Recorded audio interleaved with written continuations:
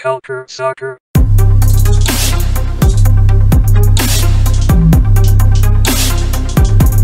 Culture Soccer. Bonjour à tous. Après plusieurs mois d'attente et de crispation, pandémie oblige, nous avons enfin entamé le dernier droit de la MLS. Il ne reste que 3 semaines avant de savoir quels clubs vont pouvoir se battre pour cette coupe de la MLS lors des séries éliminatoires. Comme d'habitude, Adi Raphaël, je suis à la baguette aujourd'hui et j'ai le plaisir de recevoir Mathias Van Alst, chef d'orchestre du podcast Coup Franc, dédié à l'Impact de Montréal et grand maître de la prose. Salut Mathias, ça va bien aujourd'hui? Salut à tous, oui, ça va très bien. Ouais, cool. Écoute, aujourd'hui, on va faire un petit programme un peu original. On va essayer d'être le plus original possible et on va appeler ce programme-là MLS Blitz. Alors, je vous explique un peu le concept. Le but, c'est de parler de chacune des franchises de la MLS. Donc, on en a 26. Par contre, on ne voulait pas que ça prenne 75 heures, bien évidemment. Donc, on a décidé de se limiter à 2 situations pour chacune des franchises où Mathias et moi, on aura 30 secondes afin de parler de ces situations-là. Donc, finalement, ce sera 1 minute par personne par franchise. Et à ce moment-là, ça devrait faire en sorte de rester dans les environs d'1 heure. Est-ce que tu es prêt, Mathias? Je suis prêt, allons-y. Tu es prêt. Parfait, on va suivre la logique. On va commencer, on va suivre en fait le classement parce qu'il ne reste que 5 matchs pour la plupart des équipes avant la fin de la saison. Il y en a certaines qui ont un peu plus de matchs à jouer. Et on arrive à un moment où on veut voir où on en est dans cette course aux séries. Donc, on va aller à partir du classement. On commence par la conférence de l'Est et avec le Toronto FC, le gros Toronto FC. Et j'aimerais te poser la première question. Ils sont maintenant qualifiés pour les séries. Est-ce que pour toi, c'est le temps de faire jouer les jeunes ou est-ce que c'est important de remporter le Supporters Shields et d'être premier lors de cette saison 2020? C'est clair que l'avantage du terrain, mais ça c'est un petit peu compliqué parce qu'on ne sait pas trop comment va avoir lieu la phase finale dans cette ère de crise sanitaire. Pour moi, c'est un petit peu entre les deux en fait. Surtout, il faut garder l'élan. Ils sont peut-être pas obligés de tout jouer à fond, mais il faut surtout pas rentrer dans une spirale négative au moment de commencer la phase finale. Donc, Greg Vanney doit bien gérer son effectif pour que tout le monde soit en forme, intégrer les plans B pour qu'ils soient prêts en cas de besoin, ce qu'il fait déjà. Donc, c'est ça un peu la rotation, mais pas faire jouer une équipe B avec juste des jeunes. Pile poil, 30 secondes, mon cher Mathias. Moi, je vais dire un peu autre chose. Moi, je trouve qu'il faut qu'ils se battent pour le Supporters Shield. Ce serait vraiment le deuxième Supporters Shield pour Toronto, après celui de 2017. Par contre, je pense qu'il peut faire un peu des deux, comme toi, mais je pense qu'il peut commencer à faire vraiment une grosse rotation après le match contre Philadelphie. Donc, il a match contre Atlanta, match contre Philadelphie le 24 octobre, puis après, il lui restera 3 matchs, Greg Vanney, pour faire jouer les jeunes. Donc, ça, c'est mon point de vue sur cette question-là. Deuxième situation, on a un collectif très bien huilé du côté de Toronto FC, des postes doublés, énormément d'armes et de choix pour Greg Vanney. Est-ce que tu penses que Alejandro Pozuelo est aussi indispensable que ça? Évidemment, c'est le meilleur joueur de l'équipe, c'est probablement lui qui va être élu joueur de l'année en MLS. En tout cas, ce serait mon premier choix et je pense qu'il est le premier choix de beaucoup de monde. Il met les autres en valeur, notamment Piatti qui, sans lui, est méconnaissable. Donc, pour gagner chaque match, non, il n'y a pas besoin forcément de Pozuelo contre certaines équipes et dans certaines situations, mais sans lui, c'est vraiment pas pareil. Donc, oui, il est indispensable. Tu sais quoi, je te rejoins et en fait, ce que je veux faire, c'est vraiment accentuer, te donner encore plus d'outils à ton argumentation. C'est la pièce centrale du collectif. Depuis qu'il a rejoint la MLS, Pozuelo a manqué 3 matchs de la saison régulière avec Toronto FC et il y a juste 1 victoire, 2 défaites. Et en tant que remplaçant, 1 victoire, 1 défaite. Puis on se rappelle, lors de la finale du championnat canadien l'année passée, défaite de Toronto 1-0, Pozuelo est sur le banc au début du match. Donc, je pense que ça prouve qu'effectivement, il est indispensable. Donc, je suis complètement d'accord avec toi. Donc, voilà pour Toronto FC. On va passer directement à l'Union de Philadelphie. L'Union dont tout le monde tresse les louanges et nous parle de cette équipe-là au collectif extrêmement intéressant. Est-ce que tu penses que c'est l'année ou jamais pour l'Union de Philadelphie avant le départ de Brenden Aaronson? Pour ceux qui n'ont pas suivi, Brenden Aaronson a été acheté par le Red Bull de Salzbourg. Ou est-ce que tu penses que l'émergence de Fontana, qui est le nouveau milieu offensif de 21 ans, qui a marqué déjà 5 buts, est-ce qu'il va pouvoir combler le départ de Brenden Aaronson? C'est impossible à dire. Ce qui est certain, c'est qu'il y a une occasion à saisir cette année. Il faudra aussi voir comment l'argent d'Aaronson sera utilisé, comment son départ sera comblé, parce qu'on parle souvent d'année ou jamais parce qu'il y a tel joueur qui sont là en ce moment, mais il ne faut pas oublier qu'ils vont recruter cet hiver et puis qu'il y aura peut-être d'autres départs. Et puis il faut trouver un joueur qui, comme Aaronson, permet à l'équipe de briller dans plusieurs configurations de jeu. Il ne faudra pas non plus penser toujours que les jeunes prendront forcément la relève, tout en leur laissant évidemment pas mal de place. Donc cette année, il y a une occasion à saisir, mais rien ne dit que Philadelphie ne compensera pas le départ d'Aaronson et ne servira pas de l'argent pour être encore plus fort l'année prochaine. Ouais, bah écoute, je suis un peu, là, je suis pas trop d'accord avec toi.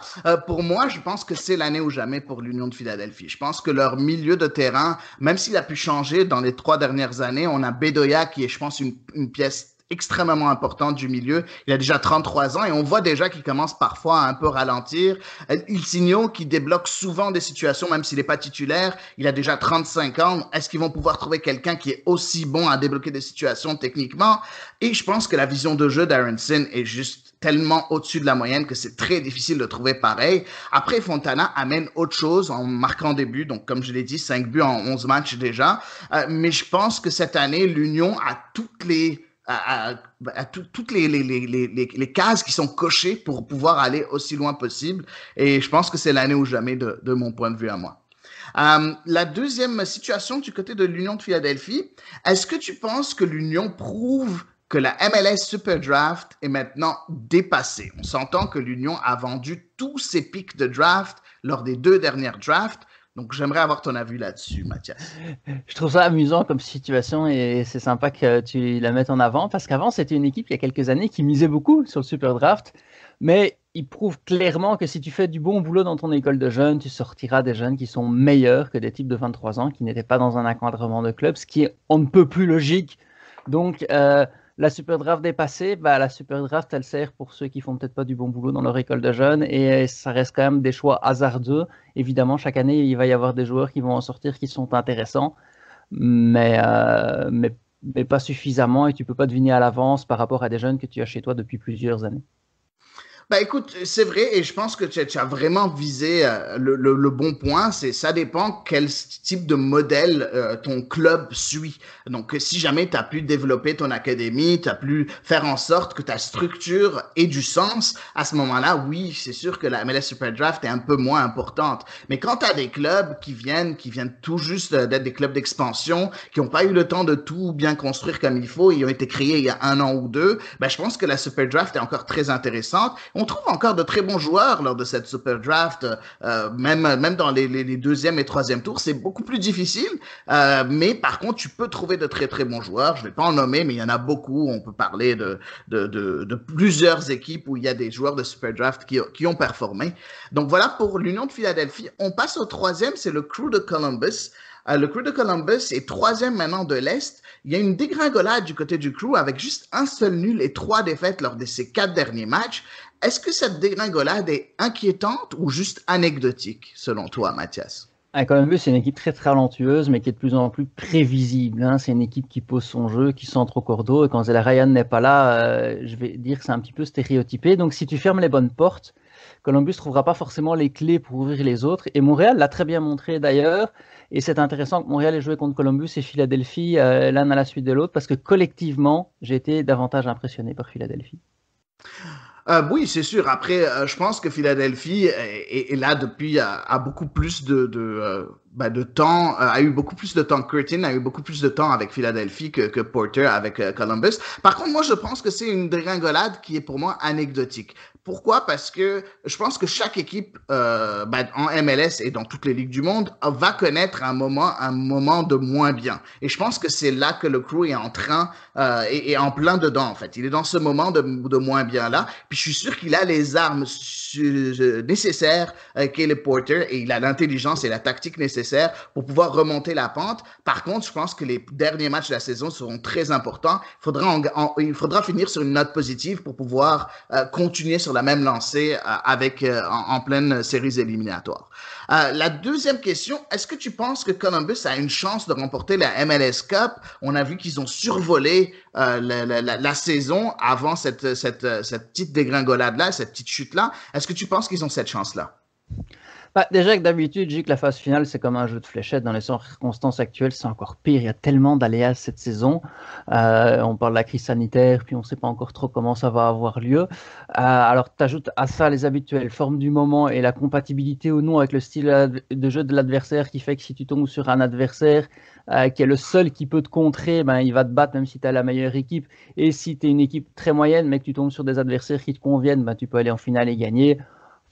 Honnêtement, c'est impossible à dire. C'est impossible à dire. Effectivement, c'est vraiment, comme tu l'as dit, un jeu de hasard et je suis complètement d'accord avec toi.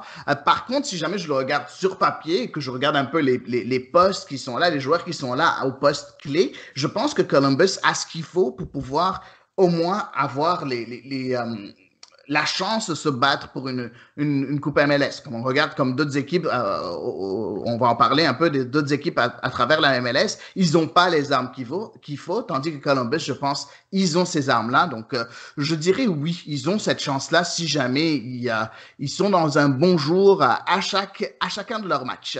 Passons au quatrième club du côté de l'Est, c'est Orlando City qui nous a impressionnés lors du tournoi MLS is Back.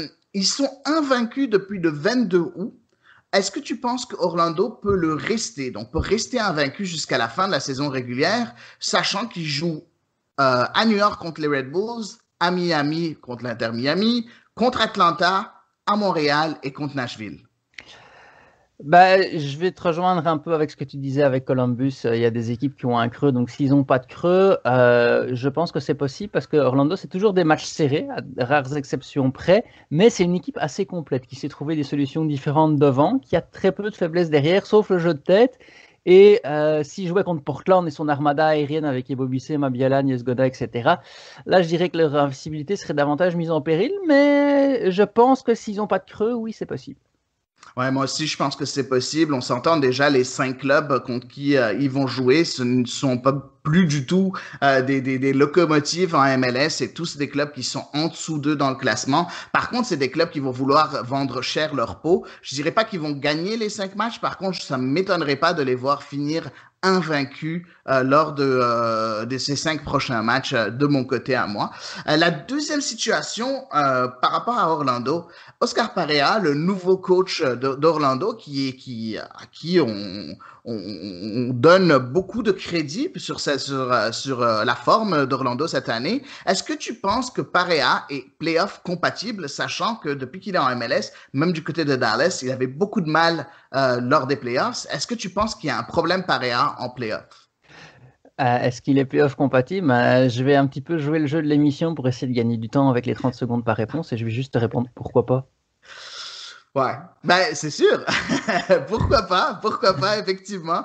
Ben écoute, je pense que le problème de Pareja, c'est quand il construit ses effectifs, il lui manque toujours ce petit joueur qui crée une étincelle. Et on l'a vu du côté de Dallas, oui, il y avait de bons joueurs, mais il n'y avait pas ce joueur au-dessus du lot. Tandis que cette année, il a ce joueur au-dessus du lot avec Nani. Donc moi, je pense que Pareja, c'était pas une question d'être compatible ou non. Je pense que c'était une question de joueurs qui étaient disponible pour lui et je pense que cette année, il sera compatible contrairement aux années précédentes. On passe au 5e club, les Revolution de la Nouvelle-Angleterre, 5e. Ils s'étaient considérés comme vraiment des favoris, même un ogre. Plusieurs disaient qu'ils allaient finir premier de l'Est ou même gagner le Supporter Shields. Est-ce que tu penses que New England est décevant cette année? Bah, dans ta question avant, tu parlais de préparation de la saison. Vous êtes considéré comme un ogre, mais la préparation de la saison, ça ne veut absolument rien dire. Poser la question à Thierry Henry, vous l'avez entendu assez souvent répondre à ça. Et puis l'impact, c'est le contraire. D'ailleurs, la préparation, c'était un petit peu coup-ci, coup-ça, puis la saison avait bien commencé. Oui, c'est vrai que c'est difficile de prévoir les choses en pré-saison, mais ils avaient tellement bien fini la saison passée, on s'attendait à beaucoup plus. Pour moi, New England est décevant quand on regarde et qu'on se fixe sur le classement en tant que tel. Par contre, si vous voyez les problèmes que Bruce Arena a dû se confronter durant la saison. Je peux comprendre pourquoi New England est ici. Beaucoup de blessures. La blessure de son joueur clé qui est Carles Gil qui devrait revenir bientôt. On a Peña qui est blessé présentement. Bou qui a eu des blessures aussi. Et je pense que les trois meilleurs joueurs, et si jamais ils étaient disponibles en tout temps, on aurait eu d'autres Revs de la Nouvelle-Angleterre, je pense, et un autre classement à présent. Et en parlant de ces trois gros joueurs, beaucoup parlent de Gustavo Bou comme étant un joueur qui est malheureusement pas assez bien coté, donc il est sous-coté. Est-ce que tu penses qu'il est apprécié à sa juste valeur, Mathias? Oui, moi je pense pas du tout qu'il soit sous-coté. Je trouve qu'il est pas assez complet pour être un attaquant de MLS. Il faut souvent être bon de la tête sur les centres et c'est pas sa force. Il aime le jeu au sol, il aime passer par l'axe. Et pour qu'un joueur comme ça se mette en valeur régulièrement, il y a beaucoup de conditions qui doivent être réunies. Là, par exemple, il est quand même pas mal dépendant de Carles Gil. Au LAFC, par contre, ce genre d'attaquant peut se mettre en valeur et a pu se mettre en valeur grâce à l'entrejeu l'année passée. Donc peut-être que cette saison, il aurait pu donner un coup de main au LAFC avec la blessure de Carlos Vela. Mais pour en revenir à Bou et New England, je trouve aussi qu'il est parfois en dilettante, qu'il est moins impliqué dans la construction du jeu qu'apparemment, ce que j'ai pu lire un petit peu sur son passé, il était au Mexique. Peut-être qu'il prend un peu la laisse de haut parfois et qu'il se repose trop sur son talent. Ça a l'air, je pense que comme tu l'as dit, en début de réponse, tu as donné son profil, qui est quelqu'un qui aime le jeu au sol. Et je pense que si jamais on avait un joueur un peu en tour de contrôle avec Bou qui tourne autour de lui, ça aurait très bien marché. Par contre, Buxa a l'air, qui est le joueur qui était supposé remplir ce rôle-là, et parfois un peu décevant. Donc, je pense que Bou n'est pas aidé par Buxa et bien évidemment par les blessures de ses compères aussi, comme on l'a dit un peu plus tôt. Donc, je pense non, il est apprécié à sa juste valeur, selon moi. Je suis d'accord avec toi, Mathias. On passe au prochain club. Écoutez, on essaie de faire ça vite, c'est pour ça que ça s'appelle le MLS Blitz. Et le prochain club, c'est New York City FC. Écoute, New York City FC, 6e maintenant. Grosse surprise avec le départ de Alexandru Mitrita pour l'Arabie Saoudite. Est-ce que tu penses que ce départ-là peut être encore complet? Ouais, il faut quand même faire attention dans l'avion et avoir la distanciation sociale avec Safir Taider. Pour répondre à ta question plus sérieusement, oui, je pense que le départ peut être comblé. C'est un bon joueur, Mitrita, qui apporte un plus, mais pas forcément quelqu'un qui fait souvent la différence. Et pour être franc, son passage à New York City, ça peut pas non plus être qualifié d'une franche réussite. Je pense qu'il va vite être rangé au rang des joueurs intéressants, sans plus, qui sont passés par là. Parfait. Écoute, moi, je suis pas trop d'accord. Pour moi, Mitrita était un excellent joueur et je pense c'était un joueur clé du système de Ronny Deila. Malheureusement, bon, il est souvent blessé. En tout cas, depuis qu'il est venu en MLS, il a été souvent blessé. Mais aussi, il n'a pas été assez décisif et je suis d'accord. Mais je pense que c'était plus une question de système, le fait de changer d'entraîneur. Et je pense qu'il a jamais vraiment trouvé sa place. Par contre, oui, je suis d'accord avec toi où il peut être comblé parce qu'on a beaucoup de joueurs de talent du côté de New York City FC. Il faudra juste trouver un moyen de les garder en santé pour pouvoir aller beaucoup plus loin dans le futur. Avec 2 défaites lors des 12 derniers matchs, New York City FC est-il un club qu'on peut négliger avec 7 victoires, 3 matchs nuls et juste 2 défaites? Est-ce que tu penses que c'est un club qui peut être négligé? Non, certainement pas. Et il faut quand même voir le calendrier qui n'a pas été des plus difficiles. Mais cela dit, justement, ça a permis à l'équipe de trouver ses marques, de peaufiner son jeu sous Ronny Deila. Donc ça a bien servi à New York City, même si offensivement, ils sont encore un peu courts. Défensivement, c'est solide. Et on voit par rapport au début de saison qu'il y a davantage de réactivité dans cette défense sur les situations qui partent un petit peu dans tous les sens et n'importe comment. Donc avec cette défense solide, il ne faut clairement pas les négliger. Ouais, je suis complètement d'accord avec toi. Écoute, j'ai été très critique envers cette défense-là que j'ai toujours trouvé très très faible. Kayens Chano, malheureusement, il me prouve comme quoi j'avais tort parce qu'effectivement ils sont de loin meilleurs sous Ronny Deila. Après, comme je l'ai dit, je pense que c'est une question aussi de santé et de joueurs blessés. Si jamais Morales revient, Hébert revient, à ce moment-là, je pense, et avec Castellanos devant, je pense qu'on est capable de d'être un très très bon adversaire et d'aller très très loin lors des séries éliminatoires ou même lors de la saison régulière en premier et les séries éliminatoires après. Passons au prochain club, les New York Red Bulls, qui quand même se retrouvent à la 7e position. Je les voyais beaucoup plus bas, moi personnellement, vu qu'ils sont bien moins flamboyants que dans le passé. Les jeunes, ils arrivent quand même à tenir la baraque. Est-ce que pour toi, c'est un système viable à long terme, Mathias? Sur les années, non, parce que l'expérience, ça s'acquiert aussi grâce aux joueurs qui partagent cette expérience. Et en plus, le niveau de la MLS monte assez rapidement. En plus, ces jeunes, s'ils sont bons, ils vont pas rester. D'autres qui sont bons, mais vont avoir des moments un peu plus difficiles. Donc, il y a beaucoup d'instabilité à ce moment-là si tu mises juste sur eux. Et ça non plus, c'est pas bon pour le long terme. Ouais, effectivement, je suis complètement d'accord avec toi. Je pense que ça marche pas à long terme et j'en ai parlé plusieurs fois ici sur ce podcast. Je pense que c'est pas quelque chose qui marche. Il faut que tu aies des joueurs confirmés qui soient là, qui restent 2, 3 ans, 4 ans, 5 ans pour pouvoir un peu donner le flambeau à d'autres vétérans, mais il faut que ces vétérans-là soient là sur le long terme et que ce soit des vétérans de très, très bonne qualité pour que ça marche. Je pense que le système des Red Bulls n'est pas des meilleurs maintenant. Deuxième situation, la grosse sensation, Caden Clark. Pour toi, futur star ou feu de paille avec 2 buts en 2 matchs? Bah, c'est impossible à dire sur 2 matchs. En plus, je n'ai pas vu les 2 matchs, donc ça n'aide pas. Et il y a aussi beaucoup de possibilités entre futur star et feu de paille, donc ce sera probablement quelque chose entre les deux, même si on espère évidemment que ce soit futur star. Ouais, ben c'est sûr, on espère que ce soit futur star. Écoute, je suis pas trop convaincu, moi, de ce joueur-là. Bon, il a une bonne frappe. Oui, on l'a vu. Est-ce qu'il va pouvoir... Je pense que physiquement, il est un peu trop frêle.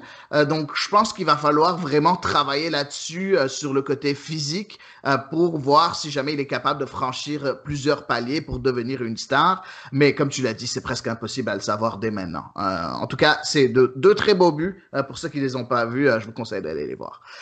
Juste après, la surprise du chef, Nashville SC, qui se retrouve en 8e position.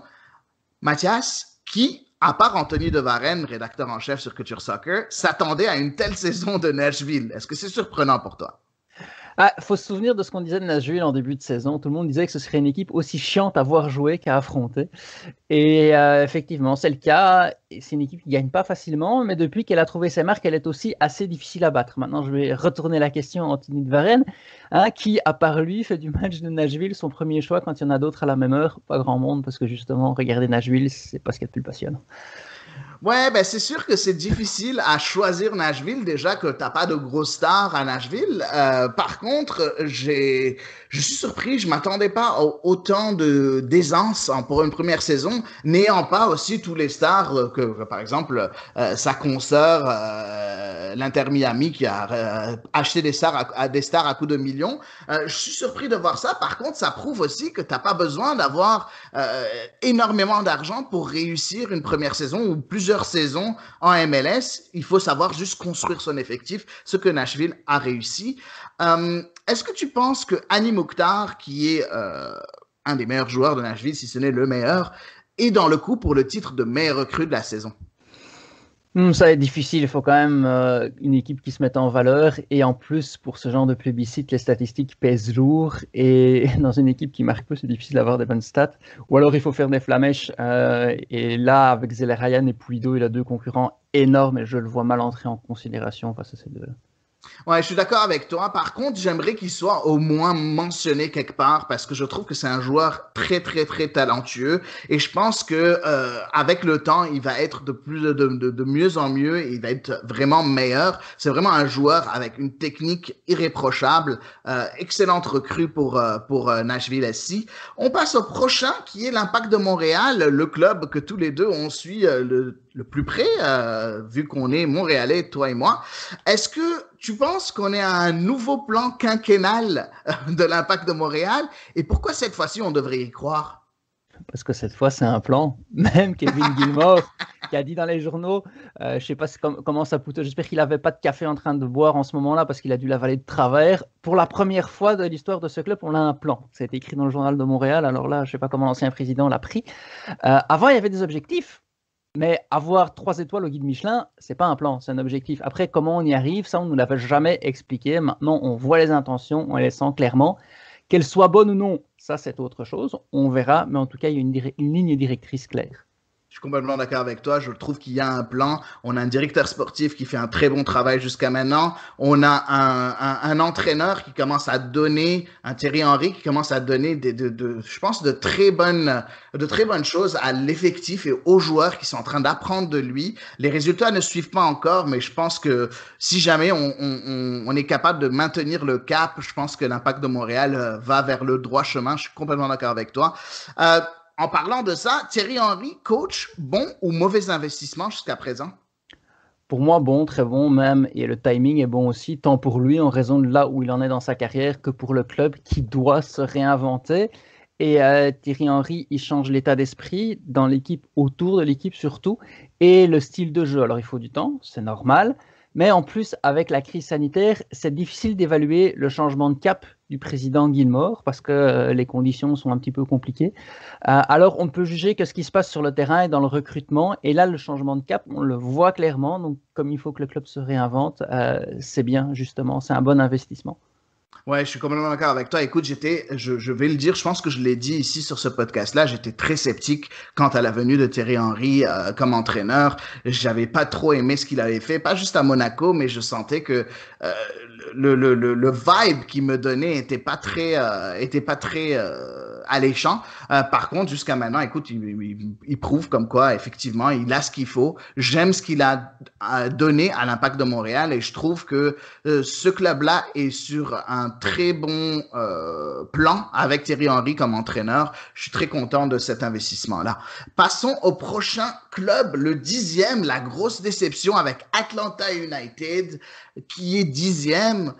Est-ce que tu penses que petit à petit, Atlanta se détruit? Joli le jeu de mots, mais bon appétit à ceux qui sont à table. Avec Almiron et Joseph Martinez, notamment, il y a eu un super recrutement lors de la première saison. Tout le monde prenait pour acquis que le recrutement serait toujours bon à Atlanta, mais finalement, ce n'était pas la règle. On l'a vu, mais justement, avec Pitti, avec Barkov, il y a de l'impatience.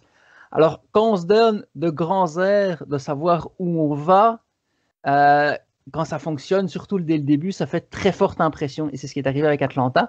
Finalement, ça montre en ce moment que ce club a encore beaucoup de choses à apprendre. Effectivement, je suis complètement d'accord avec toi. Je pense que le recrutement a été complètement bâclé. Bon, Pity Martinez, c'était difficile quand même de le prévoir. C'était quand même le meilleur joueur en Amérique du Sud. C'était quand même, il a été nommé meilleur joueur de l'Amérique du Sud, donc ça aurait été difficile. Mais après, ils ont amené d'autres joueurs qui étaient assez vraiment des joueurs lambda, Rossetto et des joueurs comme il s'appelle, Emerson Hyndman, c'était pas non plus un gros coup, je trouve. Donc bref, et perdre aussi Nagbe, je pense que effectivement, bon, pour moi, je dis oui, Atlanta se détruit. Il va falloir retrouver un certain professionnalisme dans le recrutement et savoir trouver les bons endroits pour Atlanta United et non pas juste mettre de l'argent pour en mettre seulement.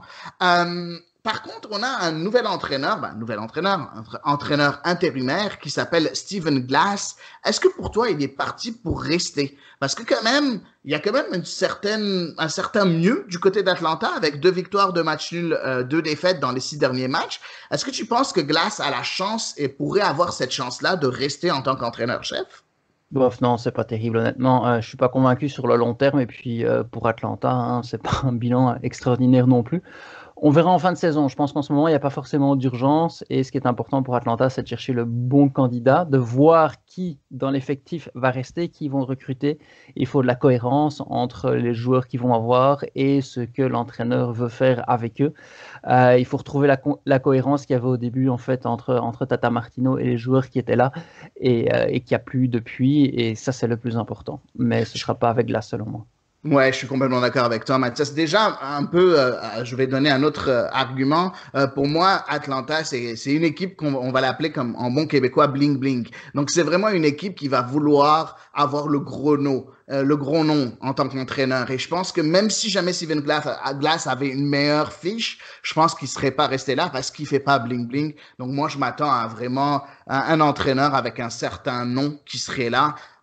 Donc voilà, donc je suis d'accord avec toi, je pense pas qu'il sera là longtemps.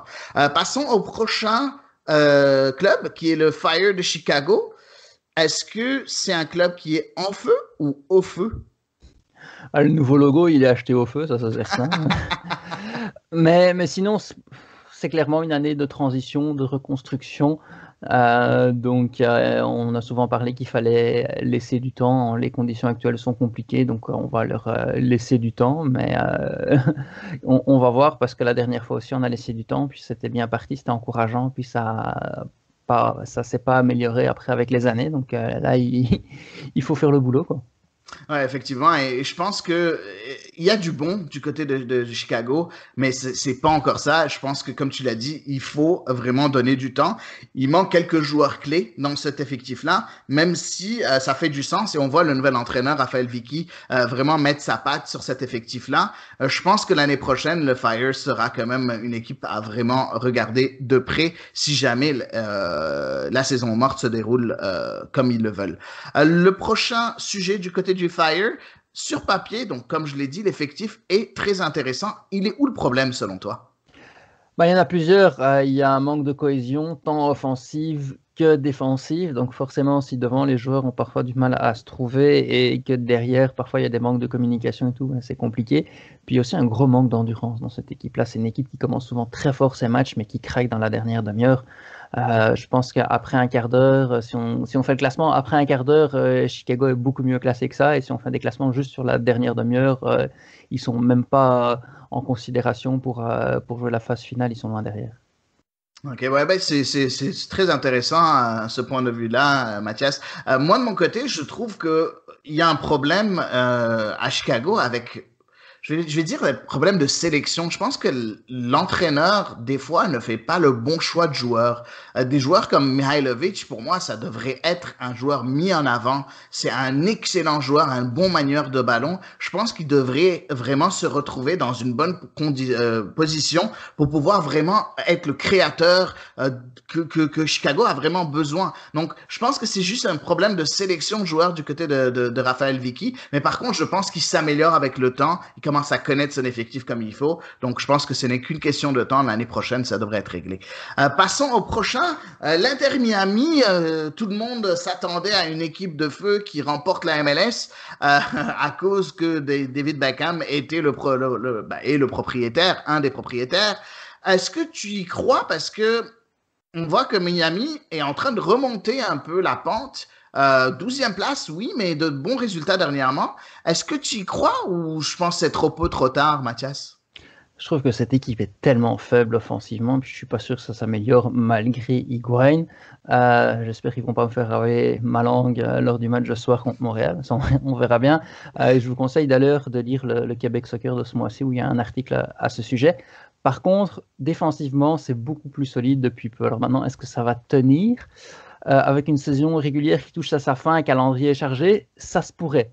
Par contre, sur le long terme, il manque quand même pas mal d'ingrédients à cette équipe-là. Je suis d'accord avec toi. Il manque trop d'ingrédients à cette équipe-là et je pense que aussi il faut du temps pour que la mayonnaise prenne. L'arrivée des deux Higuaín, parce que le grand frère qui est venu pourrait faire du bien. Est-ce que c'est suffisant? Je pense que c'est pas suffisant pour cette année. Par contre, l'année prochaine, si jamais il n'y a pas trop de chamboulement dans l'effectif, ça peut être quelque chose de très intéressant. À propos de cette équipe, l'entraîneur Diego Alonso, l'Uruguayen, est-ce que c'est l'homme de la situation pour toi? Non, avec les joueurs actuels, non. Parce qu'ils tentent de les faire jouer comme une équipe du top, mais ça marche pas. Et en Europe, surtout, tu as des entraîneurs qui sauvent souvent des équipes, qui leur permettent de se maintenir. Et après, ils se font recruter par des clubs de haut classement et ils y réussissent jamais. Tu as l'opposé aussi qui semble exister, hein, des entraîneurs qui réussissent avec des équipes du top et qui ont du mal avec des équipes de bas de classement. Et pour le moment, c'est ça que Alonso montre. Et ça donne cette impression de lui en tout cas. Ouais, ben là aussi, je suis d'accord avec toi. Je pense qu'effectivement, c'est un entraîneur qui a déjà, en tant que joueur, joué dans dans des très gros clubs aussi. Et je pense qu'il est habitué à ça. Puis il a du mal à remarquer qu'effectivement, son équipe n'a pas ce talent-là. Complètement d'accord avec toi. Passons au prochain club. Un club qui va un peu mieux dernièrement, le FC Cincinnati, mais encore une saison décevante pour Cincinnati à la 13e place. Bon. Il y a eu des problèmes en offensive. Dernièrement, on a Franco Kovacevic, un jeune attaquant de 21 ans qui est arrivé à Cincinnati. Est-ce que tu penses qu'il peut dynamiser cette attaque-là? Honnêtement, aucune idée, je ne le connais pas assez. Cela dit, on sent que c'est une équipe qui a besoin de travailler parce qu'il y a du talent offensif dans l'équipe, mais la sauce ne prend pas. Cette saison, c'est vraiment un départ de zéro et je ne répéterai pas tout ce que Thierry Henry dit sur le manque d'entraînement et dont Cincinnati a clairement besoin. Ouais, effectivement. Je pense qu'il y a eu beaucoup de joueurs qui sont arrivés et je pense qu'il y a eu du mal, on a eu du mal à vraiment trouver un certain collectif et à trouver une façon de les faire jouer ensemble encore. Même si Abstam fait un bon travail, je trouve, depuis qu'il a été nommé. Il faut pas oublier qu'il a été nommé en milieu de saison. La déclaration de Stam, qui a déclaré dernièrement que lui, il comprend la frustration des joueurs, des supporters qui ont oublié de mettre leur bannière, qui ont volontairement omis de mettre des bannières lors du dernier match. Il a dit comme quoi il était déçu. Est-ce que tu penses que c'est une déclaration qui est un peu trop forte? Mais ce que j'aime de sa déclaration, c'est le côté hey, vous pensez que nous on n'est pas contents, que nous on est contents, parce que souvent on oublie que les mauvais résultats, les joueurs et les entraîneurs, ça leur fait très mal aussi. Et ce rappel qui est quand même assez rare, il ne fait pas de mal. Par contre, dans sa déclaration, on sent clairement de la frustration et ça montre en effet qu'il n'est pas content, surtout que c'était à chaud. Après, on est sûr que les supporters vont aimer. Et il faudrait qu'ils fassent attention de ne pas les mettre à dos. Et donc, il faudrait qu'ils fassent en contrepartie quelque chose qui va leur plaire.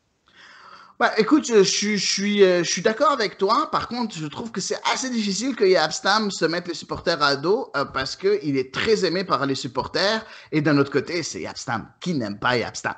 Donc, voilà mon point de vue par rapport à cette déclaration-là. Cette déclaration est quand même une déclaration qui, je pense, donne de l'intérêt à Cincinnati. Je pense qu'il y a beaucoup de personnes autour de la MLS qui négligent ce club-là. Et je pense que ça donne aussi de l'intérêt. C'est un peu un coup de marketing du côté de Yapstam, de mon point de vue à moi.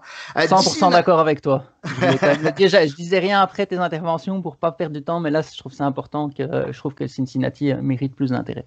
C'est parfait. Merci. Tu peux commenter quand tu veux, il n'y a aucun problème. Mathias, le dernier club du côté de l'Est, DC United.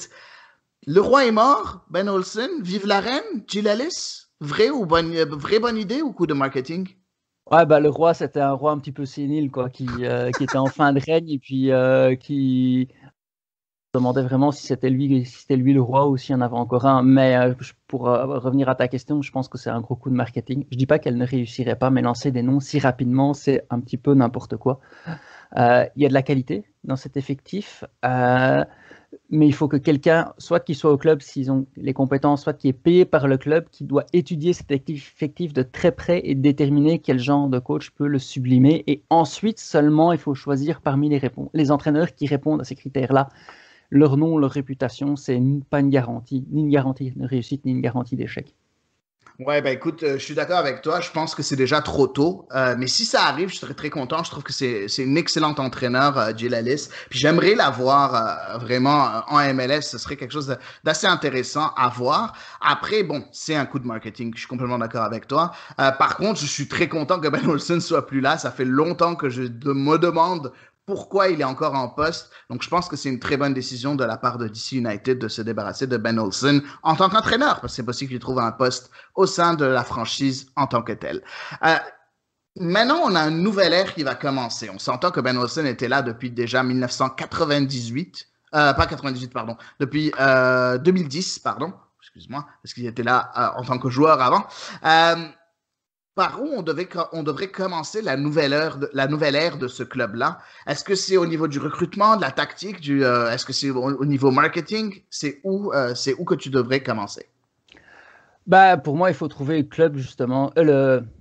Pour moi, il faut trouver le coach justement qui est capable de sublimer cette équipe, comme je viens de le dire. Et à côté de ça, malheureusement, il faudrait pouvoir remplir le stade, parce qu'avec un nouvel entraîneur, un stade très récent, une nouvelle ère, il faut qu'à chaque match, les supporters puissent sentir que DC United, version des années 2010, c'est du passé.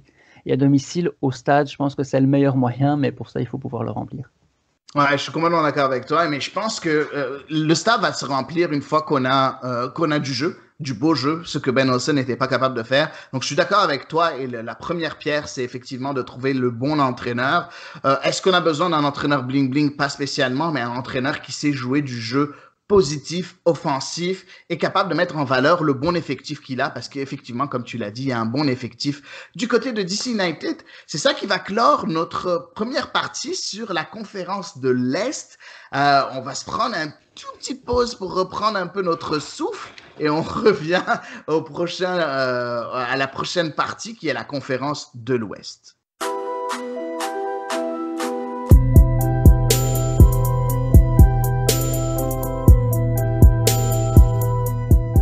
Nous voilà de retour pour ce MLS Blitz. J'espère que vous aimez un peu cette formule rapide pour voir chacune des franchises de la MLS. On continue avec la conférence Ouest. La conférence Ouest, comme d'habitude, on va dire, Seattle Sounders se retrouve au sommet de la conférence Ouest. Pour toi, Brian Schmetzer, qui n'a jamais reçu, et tenez-vous bien, qui n'a jamais reçu le titre d'entraîneur de l'année en MLS, est-ce que pour toi, c'est une anomalie? Pour moi, l'anomalie, c'est de ne pas remettre les titres à la fin de la saison, mais de le faire à la fin de la saison régulière, comme si les playoffs, ça comptait pas. Ça changerait certainement certaines choses. Parfait. Pour moi, c'est une grosse anomalie. Je trouve que c'est un des meilleurs entraîneurs de l'histoire de la MLS, si ce n'est le meilleur, avec Bruce Arena et Sigi Schmidt.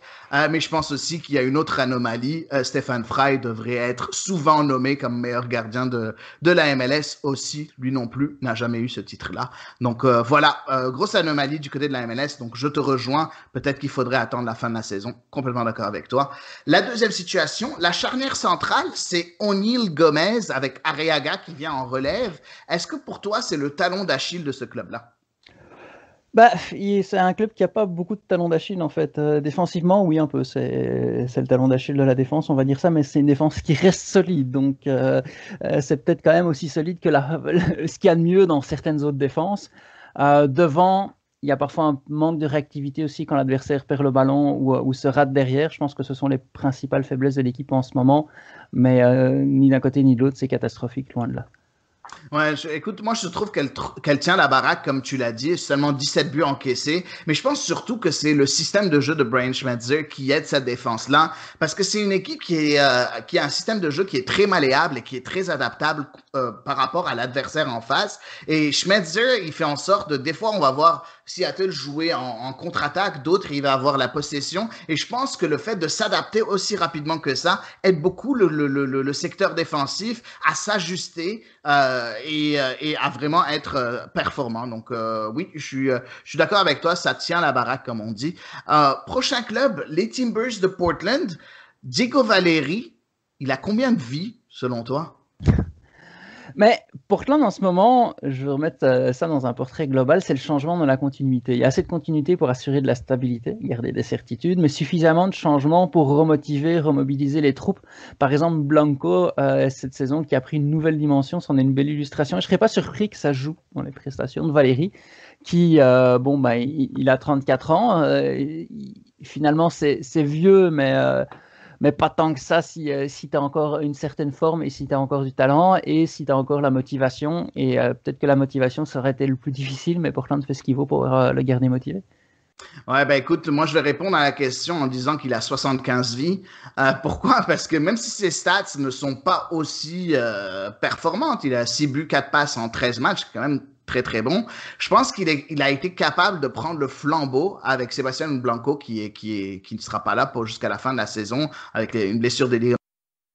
Donc pour moi, Diego Valeri, je suis impressionné par ce joueur-là, qui n'est plus un joueur désigné, qui est resté à Portland en tant que joueur TAM, ce qui est une grosse surprise. Mais voir un joueur TAM dominer autant, je pense qu'il n'y a pas une équipe dans la MLS qui aimerait pas ça. Donc oui, 75 vies pour Diego Valeri. On passe au prochain. Qu'est-ce qui manque pour toi aux Timbers afin de remporter sa deuxième MLS Cup?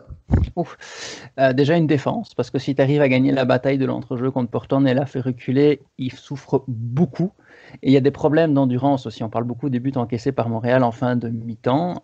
Si on ajoute ceux encaissés dans le dernier quart d'heure, la première et la deuxième mi-temps, on est à 14. À Portland, on est à 21. Donc je suis pas sûr qu'à chaque tour de la phase finale, Portland va tomber sur des adversaires qui seront incapables d'exploiter ces deux énormes faiblesses.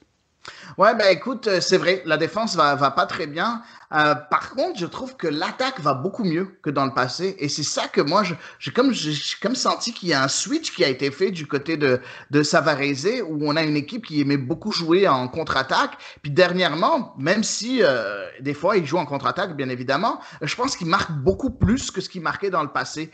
Donc, peut-être que c'est une question d'ajustement à un moment donné, mais j'aime bien ce que je vois du côté de Portland. Après, dans les playoffs, je pense que la défense est beaucoup plus importante que l'attaque. On l'a vu l'année passée. Donc, je pense qu'il manque, comme tu l'as dit, de la solidité défensive pour espérer avoir une deuxième MLS Cup. Passons au troisième club, le Sporting Kansas City. J'ai une petite question pour toi, Mathias. C'est quoi le régime alimentaire de Peter Vermes? Parce que chaque année, il se réinvente. Il a eu une année catastrophique l'année passée. Puis là, troisième de l'Ouest. Qu'est-ce qui se passe? Bah, c'est sa connaissance et du soccer et de la MLS. Le niveau des entraîneurs a énormément évolué en MLS depuis plusieurs années. Et il y a pas mal d'anciens qui n'avaient pas ou plus les qualifications requises, mais Vermes les a, il le prouve. Il fait aussi un gros travail de recrutement qui est régulièrement réussi parce qu'il connaît ses besoins, il observe attentivement les renforts potentiels et il prend lui-même les décisions. Ouais, effectivement, il est très bon. C'est un très bon manager à l'anglaise, on va l'appeler comme ça, parce que c'est lui qui prend toutes les décisions, on a l'impression.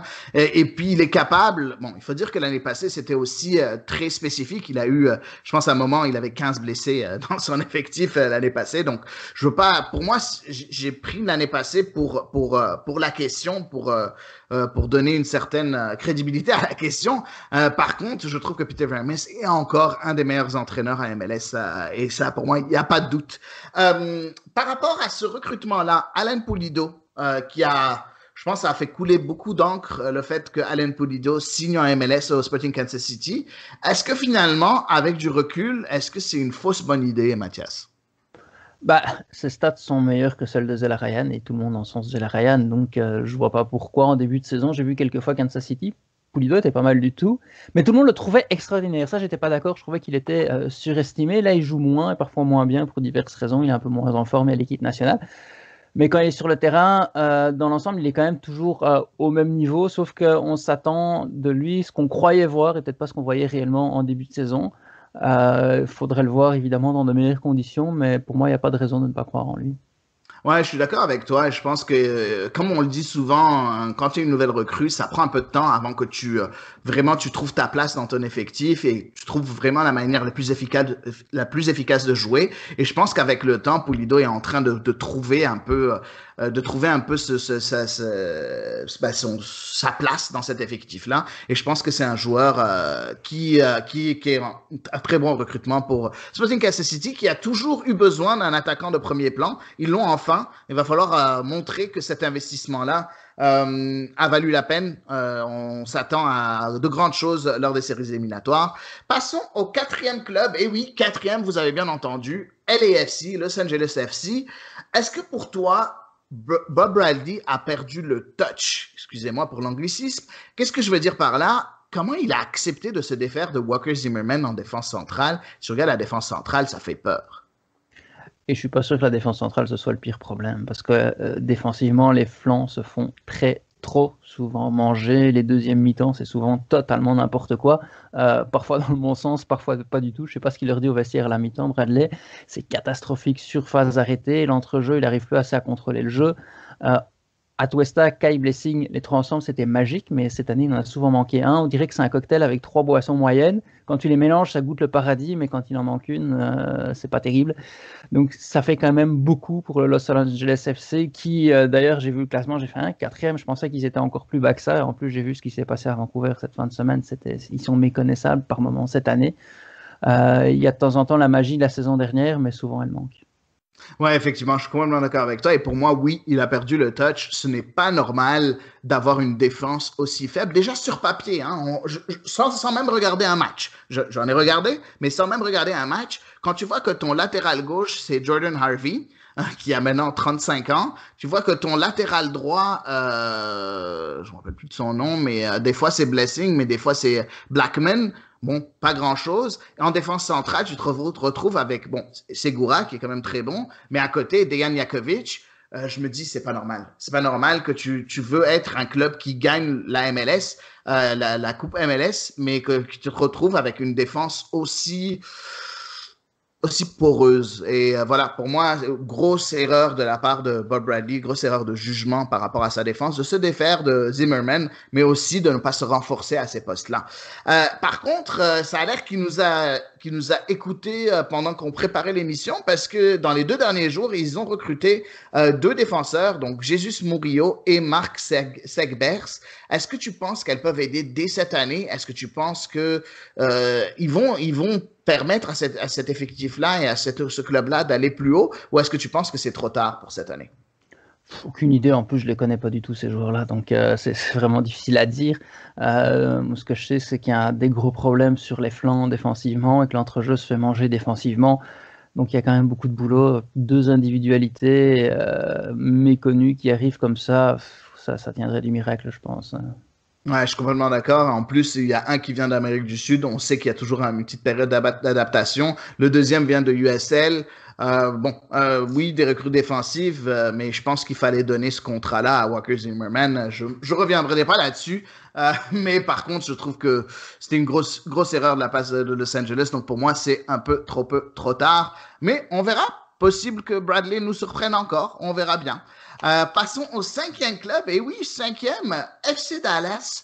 C'est cool d'avoir une académie et une bonne équipe réserve en USL League One, non? Est-ce que ça sert à quelque chose, tu trouves? Ça fait longtemps que Dallas mise sur les jeunes et il y a un plan avec de la continuité. Et ce qui est intéressant, c'est qu'ils sortent des jeunes de différents âges. Mais un peu comme on l'a dit avec New York tout à l'heure, il ne faut pas que ça. Si tu veux être ambitieux, si tu veux être régulier, il faut aller aussi chercher des joueurs un peu comme Mauro Diaz, par exemple. Et ce qui vient aussi à Dallas, contrairement peut-être à New York, c'est que ces jeunes du club deviennent des vétérans expérimentés, comme on a eu Zuzi et Bessler à Kansas City. Et ça, je trouve que c'est très bon pour la MLS. Ouais, ben écoute, oui, et je pense que contrairement à New York, il y a ces vétérans-là. On a Franco Hara qui est venu, bon, il a besoin d'un peu de temps, mais Reto Ziegler est ici. On a des joueurs comme Ryan Hollingshead, et je pense que c'est des joueurs, et on a aussi le défenseur central dont le nom m'échappe, qui est là aussi pour donner un peu, Matt Hedges, pardon, qui est pour donner un peu ce côté vétéran à ces jeunes joueurs-là. Et je trouve que j'aime ce mix entre les joueurs expérimentés et les jeunes joueurs. J'adore voir Dallas. C'est une équipe que j'aime beaucoup. Deuxième situation, on a une très très bonne défense et une attaque qui a du mal. Est-ce qu'on peut dire que Dallas est le club le plus Ligue 1 de la MLS? Anthony Doveren te répondrait, mais non, c'est le Nashville de l'Ouest. Mais non, parce que Dallas, son flanc gauche est assez catastrophique offensivement et ça aide pas vraiment leur stade. Puis derrière, tout est solide, sauf sur la contre-attaque. Puis ça, c'est pas forcément non plus ce qu'on voit en Ligue 1. Ouais, c'est vrai. Pour moi, c'est le club qui est le plus Ligue 1. Je pense que dans la MLS, il n'y en a pas des clubs de Ligue 1, en tout cas qu'on peut comparer à des clubs de Ligue 1. Je pense que Dallas, c'est un peu ce club-là, avec la bonne académie, avec de bons jeunes joueurs, quelques vétérans qui sont là depuis longtemps, et une équipe qui joue un peu plus défensivement qu'offensivement. Donc pour moi, je vois un peu la ressemblance. D'où ma question. Passons au prochain club, Minnesota United. C'est quand même surprenant de les voir 6e. J'ai une question pour toi, par contre. Ils sont où les supporters d'Atlanta qui se moquaient de Minnesota avant? On verra quand même sur le long terme. Hein. Mais Minnesota a commencé petit, sans joueur désigné, il ne faut pas l'oublier, mais en offrant du spectacle. Alors souvent, ça se retournait contre lui, mais au moins, tu avais des gros scores au début. Tu perds, tu n'as pas le niveau, mais le public voit plein de buts. Ensuite, ils ont eu leur stade. Il y a une identité, il y a l'équipe qui s'est améliorée, donc le club avance pas à pas et pour les supporters, ils vivent ces progrès avec leur club. Donc, pour revenir à ta question sur ceux d'Atlanta, c'est chouette de commencer fort, mais ensuite, la marge de progression, elle est évidemment beaucoup plus réduite, alors que Minnesota fait preuve d'une certaine modestie dans son discours et Ouais, effectivement, beaucoup de modestie dans son discours et je pense que c'est la manière à suivre selon moi. Je pense que les supporters d'Atlanta qui se moquaient au début ont eu vraiment la grosse tête et puis il faut faire attention quand on a la grosse tête parce que à un moment donné, elle explose et c'est effectivement ce qui arrive. Minnesota va très très bien, une très bonne équipe avec beaucoup d'individualité. Juste dernièrement, leur dernière recrue avec Emmanuel Reynoso qui en 9 matchs a déjà donné 3 passes décisives. C'est quand même super bon. J'ai hâte de voir comment ça va continuer, mais je pense qu'ils sont sur une très bonne voie.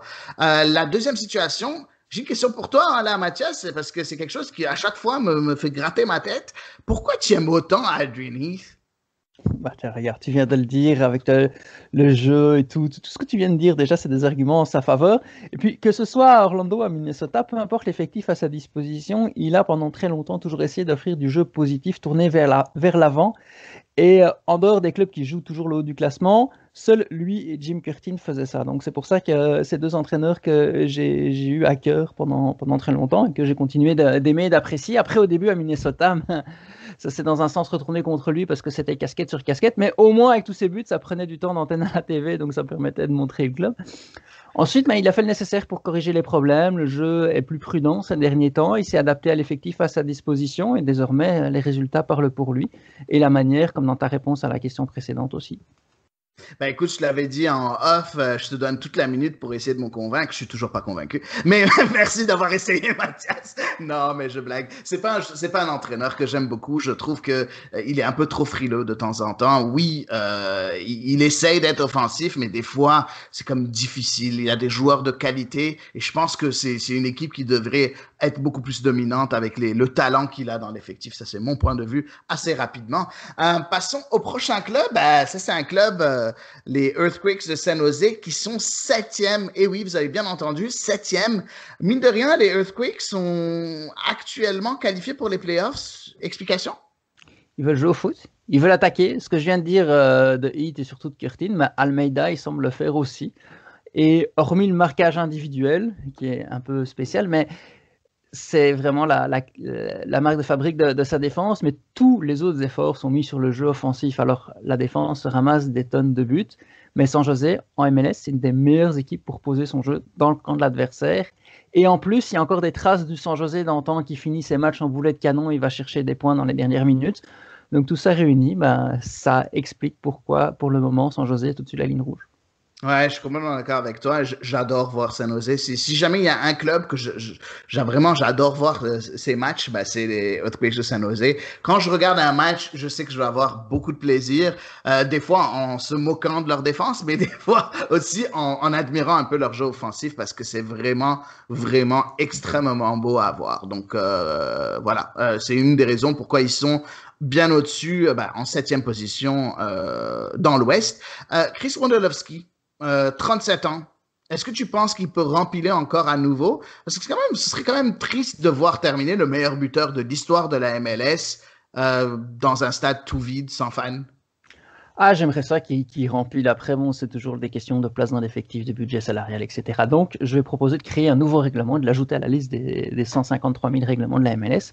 C'est que tout joueur de MLS qui a plus de 36 ans et vient de passer les 10 dernières saisons au club ou plus ne compte ni dans les places de l'effectif, ni dans le budget salarial. On appellerait ça publiquement de Wonder Rule, comme on a appelé le joueur désigné pendant longtemps de Beckham Rule, et puis on trouverait un nom un peu plus officiel pour ça.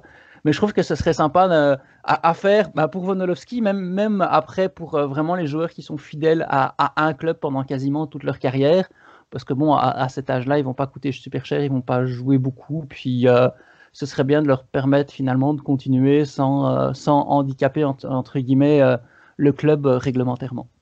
Ah j'adore ton idée, Mathias. Je pense que c'est quelque chose. Toi qui travailles pour la MLS, tu devrais la soumettre, ton idée, parce que ce serait quand même quelque chose de très intéressant. Et je trouve que c'est vraiment dommage. Je veux pas voir ce monument du soccer nord-américain de la MLS quitter sans fans. Je serais très déçu pour lui. Donc j'espère qu'il va remplir de nouveau, au moins pour un an, même pour un salaire modique. Je pense qu'il le doit aux supporters et en fait les supporters veulent vraiment le voir et lui dire au revoir comme il faut. Passons au prochain club. Écoute, les Whitecaps. Bis, mine de rien, les Whitecaps sont actuellement qualifiés pour les playoffs. Explication? Ils ne le sont pas, mais ça je vais expliquer pourquoi après. Mais pourquoi ils sont à cette position, c'est grâce à la victoire à 3 points, puisqu'ils ne font jamais de match nul, donc ils gagnent ou ils perdent, parce que c'est l'équipe qui a le plus perdu en MLS, mais ils ont gagné autant que le LAFC. Et aussi, il y a quand même des cadeaux de leur adversaire. Hein. On l'a vu contre Salt Lake, on l'a vu contre Toronto, on l'a vu contre Montréal, et aussi à la faiblesse de certaines autres équipes. Cela dit, comme je disais tantôt, ils ne sont pas en play-off parce que tout le monde n'a pas joué le même nombre de matchs, et si le championnat s'arrêtait aujourd'hui, on compterait le nombre de points par match et à ce moment-là, il serait derrière Colorado et donc il ne serait pas au-dessus de la ligne rouge. Ouais, ben tu as complètement raison et je pense qu'il va falloir que la MLS prenne une décision par rapport à ça. J'ai pas vu d'officialisation par rapport à ce règlement-là. Est-ce que c'est officiel? C'est ça qu'ils vont faire ou on ne le sait pas encore? C'est dans les règlements depuis toujours, donc oui, c'est ça qu'ils vont faire. Ok, je ne le savais pas. Merci beaucoup, Mathias, d'éclairer ma lanterne, mais effectivement, si jamais ça s'arrête, ce serait Colorado qui passerait devant. Par contre, moi, les Whitecaps, par rapport à tout ce qu'on dit par rapport aux Whitecaps, comme quoi ils sont nuls, ils sont merdiques et ainsi de suite, écoute, 7 victoires, je trouve en 18 matchs, c'est pas mauvais. Bon, 11 défaites. Je pense que si ces défaites-là, ils avaient pu faire 2 ou 3 matchs nuls, on aurait eu une autre histoire. Et pour moi, les Whitecaps vont beaucoup mieux que l'année passée. Et ça se voit. Donc, je vois de l'amélioration dans le jeu du côté des Whitecaps. Après, oui, ils ont de la chance de temps en temps, mais j'aime ce que je vois du côté de Vancouver. Deuxième situation, avec combien de gardiens pouvant occuper le poste de numéro 1 et numéro 2, ils vont finir la saison, Mathias? Juste pour rebondir sur ta réponse précédente, il faudrait faire l'exercice pour tout le monde et refaire le classement, transformer toutes les victoires et toutes les défaites par un but d'écart en match nul et voir comment ça donne le classement. Parce que tu dis, ouais, ils ont 11 défaites, ça pouvait se transformer en match nul, mais les victoires aussi peuvent se transformer en match nul. Pour répondre à ta question sur les gardiens, aucune idée. Mais par contre, si ça continue, quoi qu'il arrive, ce sera Meredith le numéro 2. Ça, c'est très vrai, Brian Meredith. À chaque fois qu'il a une chance de se mettre numéro 1, il le relègue en numéro 2, ils vont chercher un autre gardien. T'as complètement raison, effectivement. Mais en tout cas, j'ai jamais compris pourquoi il avait recruté à Meredith si jamais ils vont pas le faire jouer. Bref, pour ceux qui ne sont pas au courant, il y a 3 gardiens qui sont capables de jouer en numéro 1. On a Evan Bush qui vient d'être acquis de l'Impact de Montréal. On a l'ancien aussi gardien de l'Impact de Montréal, Max Crépeau, qui est blessé. Et on a Thomas Hassal, le jeune formé par Vancouver. Donc 3 joueurs qui peuvent jouer numéro 1 ou numéro 2. Donc bref, assez compliqué. Passons au prochain club. Attends, parce que lors du dernier match de Vancouver, Bush a été assommé à un moment donné. Oui. Blessé, mais bon, finalement tout allait bien. Mais bon.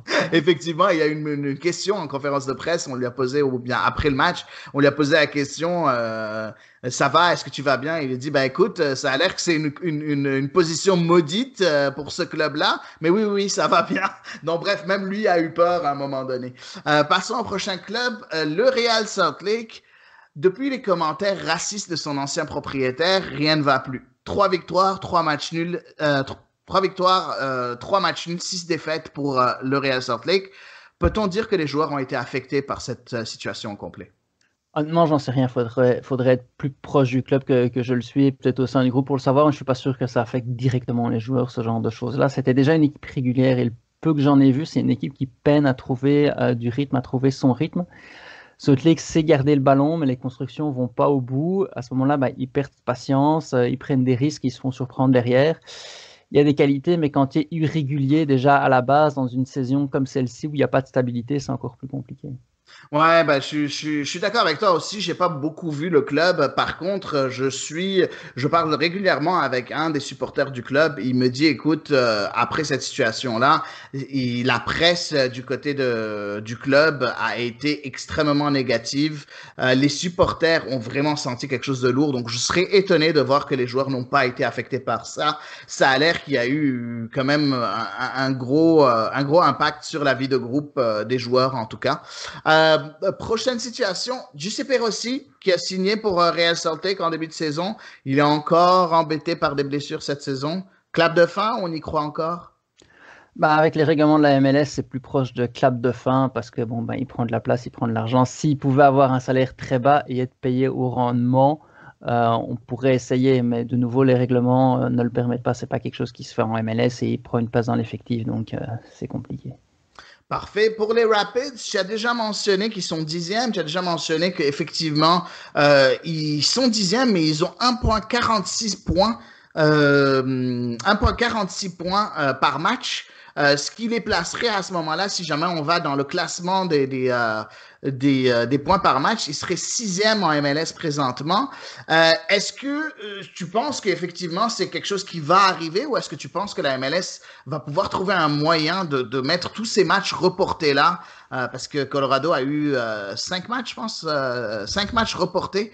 Est-ce qu'ils vont pouvoir les mettre d'ici le 8 novembre et faire en sorte que les Rapids rattrapent tout le monde un peu? Ça va être extrêmement serré, puis il va falloir voir comment la situation évolue. Puis il y a d'autres équipes aussi qui commencent à avoir des matchs reportés.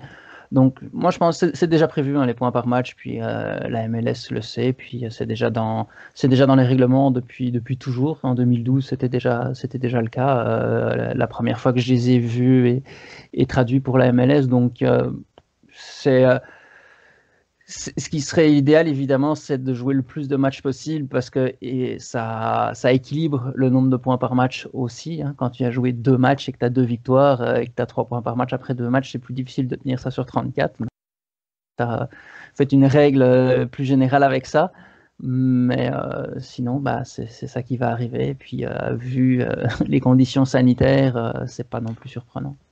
Ouais, effectivement. Écoute, c'est pas surprenant, bien évidemment, et je pense que à un moment donné, il faut trancher quelque part, et je pense que un point par match, en suivant les points par match, je pense que c'est la façon la plus logique. J'espère qu'ils vont trouver quand même un moyen de jouer au moins plusieurs matchs en retard pour ne pas finir aussi avec juste 13 matchs joués, pardon, 19 matchs joués. Non, ils ont 13 matchs joués à la fin de la saison. Parce qu'ils ont juste joué 13 matchs alors que la plupart des équipes ont joué 18. Donc voilà, j'espère qu'ils vont pouvoir au moins rattraper ces matchs-là. Dommage parce que Colorado allait vraiment très bien avec quelques victoires dernièrement. Est-ce que tu y croyais à cette équipe-là cette saison, Mathias? Ça fait 2 ans de suite qu'on pointe Colorado parmi les équipes qui ont mieux recruté pendant l'hiver. Donc il y a de la qualité dans l'effectif. C'est un club qui donne l'impression de pas mal travailler, mais pas vite non plus. Donc ça prend beaucoup de temps. Le progrès est là. Mais on ne le voit pas forcément rapidement. Le potentiel est là aussi. Puis au tournoi MLS is Back, je me souviens que Colorado et Houston, c'était 2 équipes qui n'étaient pas forcément payées de leurs efforts, qui ne s'étaient pas qualifiées après le premier tour, mais qui méritaient peut-être davantage d'être dans la phase à élimination directe que d'autres équipes qui s'étaient qualifiées. Ouais, écoute, moi je trouve que je l'avais dit cette année, j'y croyais vraiment aux Rapids de Colorado, contrairement à l'année passée, parce que je trouve que cet effectif-là a été encore une fois bonifié cette année. L'année passée, on est passé d'un effectif l'année d'avant qui allait pas bien. L'année passée, ça s'est bonifié. Puis cette année, on voit encore une fois que c'était un effectif encore meilleur. Donc pour moi, j'y croyais vraiment à Colorado. Espérons que ils pourront à un moment donné jouer, parce que beaucoup de joueurs qui ont été testés positifs au COVID, à la COVID, pardon, au sein de cet effectif-là. Donc, espérons que ça va mieux de ce point de vue-là. Au prochain club, le Dynamo de Houston, qui est 11e, un peu, moi je m'y attendais personnellement. Par contre, ils ont un joueur qui s'appelle Darwin Quintero. Il ne défend pas, mais on s'en fout, non? Il y a un moment qui ne marque pas à la 94e minute. Non. En fait, si l'entraîneur trouve l'équilibre pour qu'ils ne doivent pas défendre et que ses coéquipiers ne râlent pas parce qu'ils ne défendent pas et qu'eux, ils doivent travailler et qu'ils ne sont pas contents, oui, on s'en fout, point de vue sportif. Par contre, en tant qu'amoureux du beau jeu, on s'en fout de ce que l'entraîneur y pense. Que Quintero continue de nous régaler, oui, on s'en fout. Ouais, effectivement, sérieux, on s'en fout parce qu'à chaque fois qu'il touche le ballon, ce joueur-là, il y a quelque chose qui peut arriver. Écoute, 7 buts, 8 passes décisives en 17 matchs. Écoute, pour moi, tu m'amènes un joueur comme ça à Montréal, par exemple, je dis à l'entraîneur, écoute, trouve un moyen pour que ça marche, il va pas défendre. Donc voilà, mon point de vue à moi. Passons au prochain point, la vente d'Albert Ellis, qui n'a jamais été remplacé. Est-ce que tu penses que c'est un désaveu de la part du club envers Tab Ramos, l'entraîneur du Dynamo de Houston? Ellis, Kyoto, Torres, Manotas, lui, il est encore là, mais ces jours-là, c'était un peu l'ancien Houston, le Houston de Wilmer Cabrera, si on veut, et on sent le désir de passer à autre chose. Ça, c'est pas plus mal. Par contre, on n'a toujours pas trop bien compris qu'est-ce que c'était cette autre chose et vers où ils voulaient aller, qu'est-ce qu'ils veulent faire. Donc, c'est pas forcément la vente d'Ellis qui est un problème, c'est surtout qu'il est où le plan de la direction sportive du club? Ouais, je suis d'accord avec toi. En fait, moi, c'est le fait qu'il n'ait pas été remplacé. Je comprends. Ellis, il a donné de fiers services au Dynamo de Houston. On veut le laisser partir, tenter sa chance en Europe, à Boa Vista, au Portugal. Par contre, il faut que cet effectif-là soit quand même logique. Et malheureusement, il n'y a rien eu en retour pour Tabramos. Après, bon, le mercato n'est pas fini. Hein. Il reste une douzaine de jours en date d'aujourd'hui. On verra ce qui va se passer. Mais effectivement, je ne vois pas le plan. Je ne vois pas si on dirait Montréal d'il y a 3 ans. Bref, passons au prochain club et le dernier club pour ce podcast-là et de ce MLS Blitz. C'est le Galaxy de LA. Comment peut-on s'imaginer remporter des matchs quand notre défense est aussi nulle que celle du Galaxy? Tu peux me faire comprendre ça? Bon, attends, l'attaque de les Galaxies, c'est nul aussi. Donc, je me souviens d'un entraîneur dans ma jeunesse qui avait dit bah, ça va pas si mal dans notre équipe, on a seulement 2 problèmes, on marque difficilement et on encaisse facilement. C'est un peu ça. Mais bon, la défense, comme tu l'as dit, est poreuse, le milieu de terrain se fait bouffer, cette équipe est incapable de se faire respecter à domicile, tu sais, même dans les conditions actuelles et avec un stade déserté, mais il y a un minimum, quoi. Se ramasser 3-6 contre Portland, 0-4 contre San José, à un moment donné, ça va, quoi. Fais-toi respecter. Ouais, ben écoute, je suis complètement d'accord avec toi, effectivement. Moi, la défense me dérange beaucoup, mais tu as raison, l'attaque, juste 21 buts marqués, c'est un des pires totaux. C'est le pire du côté de l'Ouest, parce que c'est une conférence qui est très bonne offensivement. Par contre, mauvaise défensivement, mais ça, on reviendra là-dessus à un moment donné. Je pense qu'il y a un gros problème du côté du Galaxy. Il n'y a pas d'équilibre. Il n'y a pas d'équilibre dans cette équipe-là. Et je pense que ça affecte et le secteur défensif et le secteur offensif. Et ça me mène vers la dernière situation. Schelotto, viré, mérité. Est-ce que tu penses qu'on va avoir une décision à un moment donné? Et on a beaucoup de rumeurs qui seraient remplacées par Robbie Keane. Tes impressions? Pour Robbie Keane, je sais pas, j'ai pas trop réfléchi à la question, je t'avouerais, mais pour Schelotto, tantôt on parlait avec Alonso d'entraîneur qui a du mal quand il n'a pas un effectif pour jouer le haut du classement, et Schelotto c'est tout à fait ça, il veut faire jouer son équipe comme si elle visait le titre, sauf qu'elle n'a pas les qualités pour ça, et il développe pas les qualités dans son effectif pour compliquer l'adversaire qui est plus fort. Moi je pense que s'il voulait être sauvé et garder son boulot, il aurait dû téléphoner à Nashville pour demander comment on fait, parce que justement, c'est ce que Nashville fait, c'est ce que les Galaxies devraient faire, sauf que c'est ce qu'ils font pas du tout. Ouais, ben écoute, pour moi, Schelotto devrait être viré. Et je pense que si jamais ce serait Robbie Keane, je serais très déçu. Je pense qu'il faut un vieux briscard de la MLS qui vienne un peu faire des rangements et du rangement du côté du LA Galaxy. Est-ce que ce serait Kinnear qui est là déjà? Ou est-ce que ce serait quelqu'un, mais je pense qu'il faut un peu avoir un entraîneur, pas qui commence sa carrière d'entraîneur, mais quelqu'un qui sait comment gérer ce genre de choses. Ouais, mais ramène pas Ben Olsen par pitié, quoi. Non, surtout pas Ben Olsen. Surtout pas Ben Olsen. Bref, voilà ce qui va clore notre MLS Blitz. Mathias, j'espère que merci de t'être prêté à l'exercice. J'espère que t'as apprécié ça. Ah, c'était sympathique. J'espère surtout que les auditeurs ont apprécié.